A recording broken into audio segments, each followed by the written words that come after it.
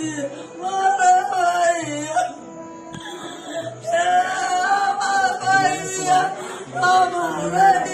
अलग की बात है, इन्होंने पैदा किया, जन्म दिया है, ये अलग की चीज। इस परिवार से, माता से, पिता से, दोनों भाइयों से मेरा ये है कि हम आज पुछारो करने नहीं आए, इस घर का सदस्य बन के आए हैं।